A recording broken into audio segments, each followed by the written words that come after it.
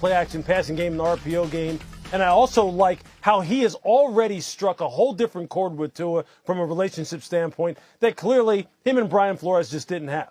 They just didn't. And you know that the reporting coming out of there is the fact that those two really weren't on the same page, so to speak. Tua didn't feel necessarily supported by Brian, and maybe Brian thought that they needed to go in a different direction. Nevertheless, I think you're going to see a guy who's playing much more free and relaxed mentally because he knows he has the support of the head coach behind him, and he knows that the message coming from that play caller is going to be very consistent.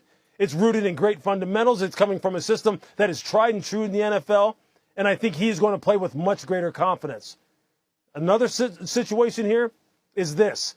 The weaponry that he has there is, well, I guess obviously Jalen Hurts could say, well, hey, look at the weapons I've got.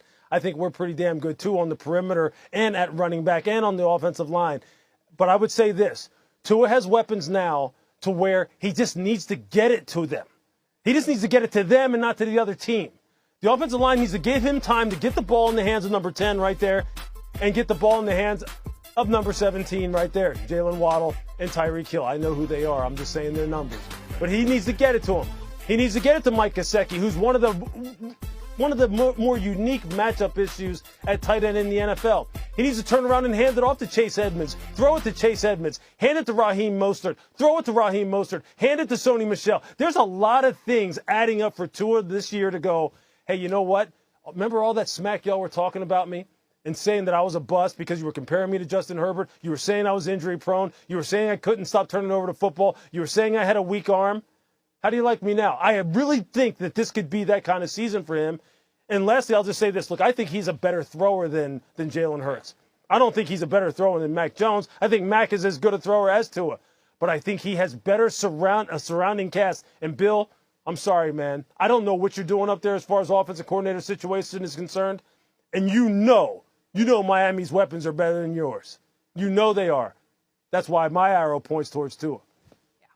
Yeah. And not to mention, I think the most underrated part of the offseason for the Miami Dolphins was the addition of Teron Armstead. Like, we can talk about all the speed on the outside, but, like, my goodness, like, Tua's got to be feeling like he's in a pretty comfortable position this year. Like, the Dolphins did everything imaginable to put him in a position to set him up for success this season. So if he doesn't succeed, like, you can hear what Tyreek Hill said, like, they basically give you 2 to 3 years and then they move on. So everything's lining up for Tua to have to fulfill those expectations this year. But for me, it's Jalen Hurts because of the things that we started to see in place last season. Like, what happened weeks 1 through 8 for the Philadelphia Eagles last year? They were a pass-heavy team, and Jalen Hurts was not that efficient of a quarterback. Then all of a sudden, people kept saying, run the ball, be effective that way. And lo and behold, he became a better quarterback within the confines of that offense. So I think that you can take a look at what they learned with Jalen Hurts last year in Philadelphia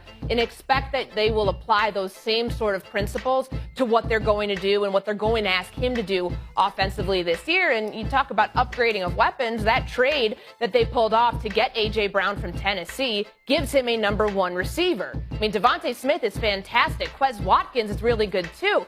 So he's got guys who like to catch the deep ball, and Jalen Hurts isn't afraid to air it out. He was 4th last season in air yards per attempt once they started figuring out how to balance things offensively for him. And what Nick Sirianni has said publicly this offseason is exactly what you expect when a quarterback starts getting comfortable in a system. This is only like his 2nd time since high school where he's had the same offensive system from a year-to-year basis.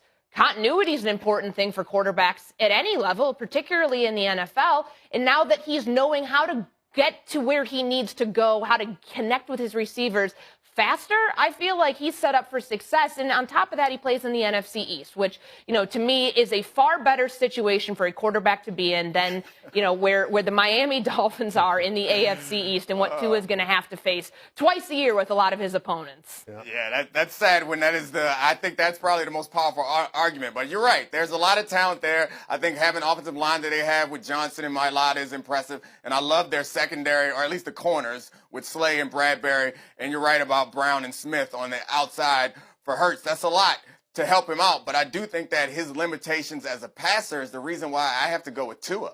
Like, I think Tua has certain limitations, but he is a much more comfortable passer, and we've seen this system work. But I got to be honest, Tyreek Hill is such a difference maker. No disrespect to Brown or Smith or even Kendrick Bourne in New England, who I really like. I think he is a legitimate #1 receiver, even if most of the league does not agree with me.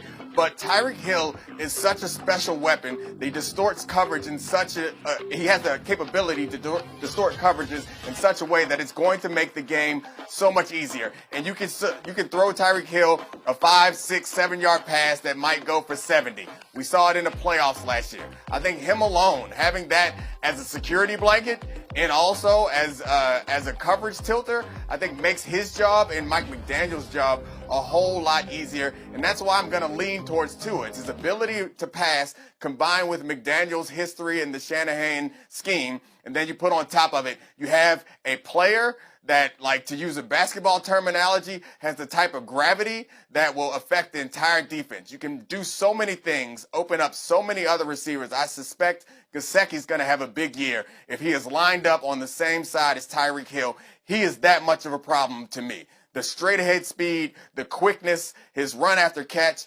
He's such a problem for defenders that I think he's going to make life so much easier for Tua and Mike McDaniel going forward. You know, and I think one of the things that we can't underestimate about Tua is really his competitive fire also. Having the chance to talk to him last year for, you know, in production meetings, do not underestimate the fire that burns inside of this young man and how he is taking in and really digesting all the criticism that is coming his way without really firing back too much and without really letting people in on the kind of things maybe that he was dealing with and or he was battling through, whether it be injury, relationships, whatever it was. His confidence because his offensive line was absolutely atrocious.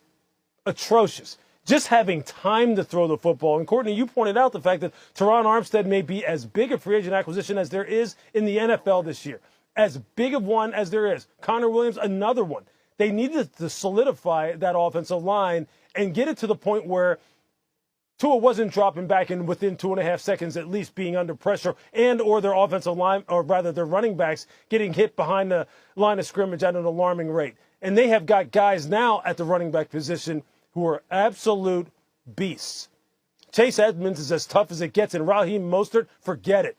You want to talk about pound for pound, one of the toughest players in the NFL. It's just going to lift the entire complexion and really kind of alter the entire attitude of this offense overall. I think you will just see this offense play with much more confidence, Tua play with much more confidence, and I think it all is going to start with the fact that Mike McDaniel has Tua believing you're a damn good quarterback, man. You were drafted 5th overall. We didn't do you a favor. You were drafted there because people believed you were a good quarterback. So go play like one. And you're right, Neek. With a guy like Tyreek and Jalen Waddle and Mike Gesicki, we know this as former DBs. People are going to be on their heels, man. They're going to be backing up, saying, look, you can't mess around with guys like this. So Tua's intermediate game should be on point next year. Absolutely on point. And when they start running it and people start creeping down closer to the line of scrimmage, he's got to go up over top and make them pay. It's all set up for him, Courtney, just like you said. It's all set up for him. He's just got to walk through the door now, because if he doesn't, they have the ammunition to go ahead and replace him. Mm-hmm. So it's a big year for him. I just hope he takes advantage of it, and I expect him to. Yeah, if he doesn't, Tyreek Hill's playing potentially with a rookie quarterback in 2024. Right, Exactly. We'll see what happens.